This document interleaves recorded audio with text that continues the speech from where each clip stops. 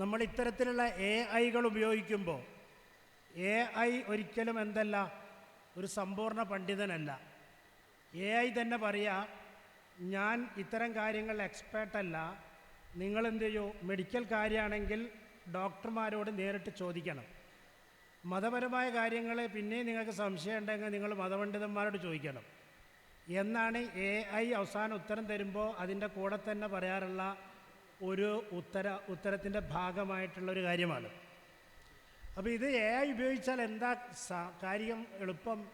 സമയം ലാഭിക്കുക, അതുപോലെ വേഗത്തിൽ വിവരം കളക്ട് ചെയ്യുക, പിന്നെ മറ്റ് വിവരങ്ങളായിട്ട് കമ്പാരിസൺ താരതമ്യം ചെയ്യാൻ സാധിക്കും. അതുപോലെ സ്ഥിരമായ നിരന്തരമായ പുതിയ മാറ്റങ്ങളെ നമുക്ക് അതിനോടൊപ്പം പോകാൻ പറ്റും. ഇങ്ങനെയൊക്കെയുള്ള പിന്നെ നമ്മൾ പണ്ഡിതന്മാർ ലോകത്ത് നടക്കുന്ന ചലനങ്ങൾ അതിനെ ഒന്നായിട്ട് നമുക്ക് കളക്ട് ചെയ്യാൻ പറ്റും, അതിനെ മറ്റുള്ളവരായിട്ട് നമുക്ക് ബന്ധപ്പെടാൻ പറ്റും, സഹകരിക്കാൻ പറ്റും. ഇങ്ങനെയൊക്കെയുള്ള പല കാര്യങ്ങളും ഇതിലൂടെ നമുക്ക് ലഭിക്കുന്നു. അപ്പോൾ ഈ AI എന്ന് പറഞ്ഞാൽ ചില ടൂളുകളാണ്. ആ AIൻ്റെ ടൂളുകൾ അതെങ്ങനെയാണ് ഉണ്ടാകുന്നത്? അതുണ്ടാകുന്നത് എന്ന് പറഞ്ഞാൽ ലോകത്ത് സഞ്ചയിക്കപ്പെട്ട എല്ലാ റിട്ടൺ രേഖകളും, സഞ്ചയിക്കപ്പെട്ട എല്ലാ സൗണ്ട് രേഖകളും, സഞ്ചയിക്കപ്പെട്ട എല്ലാ വീഡിയോ അഥവാ വിഷ്വൽ രേഖകളും, അതുപോലെ എല്ലാ തരത്തിലുള്ള കയ്യെഴുത്ത് കോപ്പികൾ, ഇതൊക്കെ അതിൽ എന്താണോ അതിൽ കയറ്റിയിട്ടുള്ളത്, ആ കയറ്റിയ സാധനങ്ങളിൽ ഒന്നിച്ച് അത് പോയിട്ട് സെക്കൻഡുകൾക്കുള്ളിൽ അതിൽ നിന്ന് ഇതിൻ്റെ ഉത്തരം കണ്ടുപിടിച്ച് മൈക്രോ സെക്കൻഡിൻ്റെ മുമ്പിൽ നമുക്ക് ഉത്തരം തരുന്നു എന്നുള്ള വളരെ ഫാസ്റ്റായിട്ടുള്ളൊരു പണിയാണ് എടുക്കുന്നത്. അപ്പോൾ അവിടെ സഞ്ചയിക്കപ്പെട്ട എന്തൊക്കെ കാര്യങ്ങളുണ്ട് അതിനനുസരിച്ച് ഉത്തരം കിട്ടുക. അപ്പോൾ എല്ലാ പോസിറ്റീവായ കിതാബ് അവിടെ ഉണ്ടെങ്കിൽ പോസിറ്റീവായ ഉത്തരങ്ങൾ വരും, നെഗറ്റീവായ സാധനങ്ങൾ അതിൽ നിറച്ച് കയറ്റിയിട്ടുണ്ടെങ്കിൽ ആ നെഗറ്റീവ് വരും, പോസിറ്റീവും നെഗറ്റീവും കൂടി ഉണ്ടെങ്കിൽ രണ്ടും കൂടി ചേർത്തിട്ട് വരും.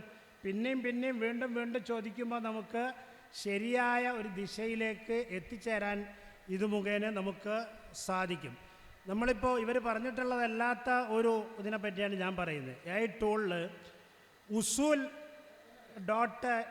എന്ന് പറയുന്ന ഒരു ടൂളുണ്ട്.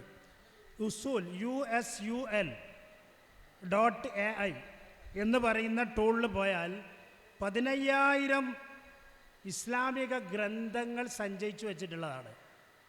അതിൽ പോയാൽ ഖുർആന്, ഹദീസ്, ഫിഖ്, ചരിത്രം തുടങ്ങിയ കാര്യങ്ങളിലൊക്കെയുള്ള നമുക്ക് അറബിയിലോ ഇംഗ്ലീഷിലോ മലയാളത്തിലോ വേണമെങ്കിൽ ആ കാര്യങ്ങൾ നമുക്ക് അതിൽ നിന്ന് കളക്ട് ചെയ്യാനും അത് ഉപയോഗപ്പെടുത്താനും സാധിക്കും. അപ്പോൾ ഇത് ഒരു സ്മാർട്ട് ഇൻഡെക്സാണ് യഥാർത്ഥത്തിൽ.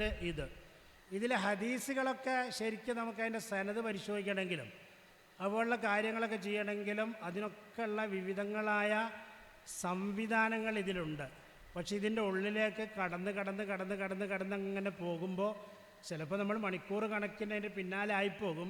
അപ്പോൾ നമ്മളത് ലിമിറ്റ് ചെയ്ത് ആവശ്യാനുസൃതം ഇതിനെ ഉപയോഗപ്പെടുത്തി മുന്നോട്ട് പോകാനുള്ള ഒരു വെളിച്ചമാണ് നമ്മുടെ യുവ പണ്ഡിതന്മാർ നൽകിയിട്ടുള്ളത്. നമ്മളെ ജമിയത്തുലമ ഞാനിനി ഫോണിലാ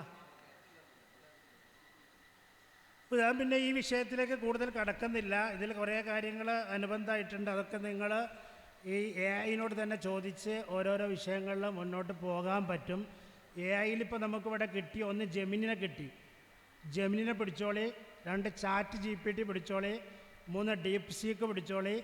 ഇതിലൊക്കെ എന്തുണ്ട്, അതിലൊക്കെ പോകാം.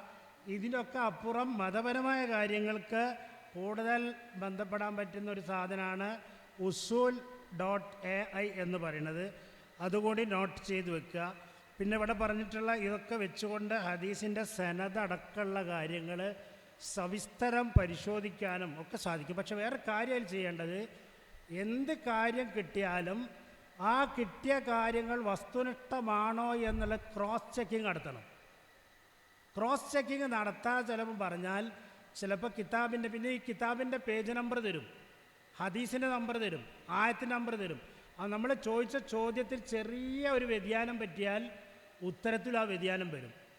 അപ്പോൾ അതിനനുസരിച്ച് ആ കാര്യങ്ങൾ വെരിഫൈ ചെയ്തിട്ട് വേണം നമ്മൾ ഇത്തരം കാര്യങ്ങളെ ഉപയോഗപ്പെടുത്താൻ എന്ന് മാത്രമാണ് അതുമായി ബന്ധപ്പെട്ട് പറയാൻ ഉള്ളത്. പിന്നെ വേറൊരു കാര്യം കൂടി ചേർത്ത് പറയുന്നത്, നമുക്ക് ഖുർആൻ്റെ പദങ്ങൾ വെച്ചിട്ട് കംപ്ലീറ്റ് നമുക്ക് പഠിക്കണമെന്നുണ്ടെങ്കിൽ ഖുർആൻ്റെ ഒരു പദം, ആ പദത്തിൻ്റെ എല്ലാ ഉൽപ്പത്തി കേന്ദ്രത്തിൽ പോയിട്ട് ആ പദം ഖുർആനിൽ എവിടെയൊക്കെ വന്ന് എന്തൊക്കെ എന്നുള്ളത് നോക്കണമെങ്കിൽ corpus.quran.com എന്ന് പറയുന്ന ഒരു ആപ്പുണ്ട്.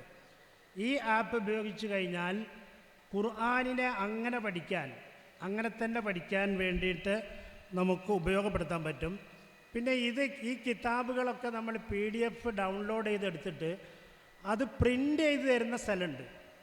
ഈ കിതാബ് പ്രിൻ്റ് ഔട്ടായിട്ട് കിട്ടണമെന്നുണ്ടെങ്കിൽ നമ്മൾ എടക്കരയിൽ ഒരു ആളുണ്ട് അതിനായിട്ട് വർക്ക് ചെയ്യുന്ന, അയാളടുത്ത് പോയാൽ നമ്മൾ ഈ കിതാബ് പ്രിൻ്റ് ഔട്ട് കിട്ടണമെന്ന് പറഞ്ഞാൽ ഏറ്റവും മനോഹരമായി അറബിയിൽ ആ ഗ്രന്ഥം എങ്ങനെയാണുള്ളത് ആ രീതിയിൽ പ്രിൻ്റ് ഔട്ട് എടുത്തു തരും.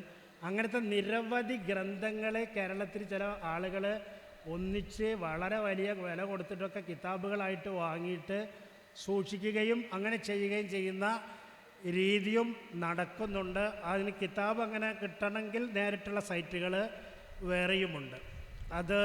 ഇതൊക്കെ ഈ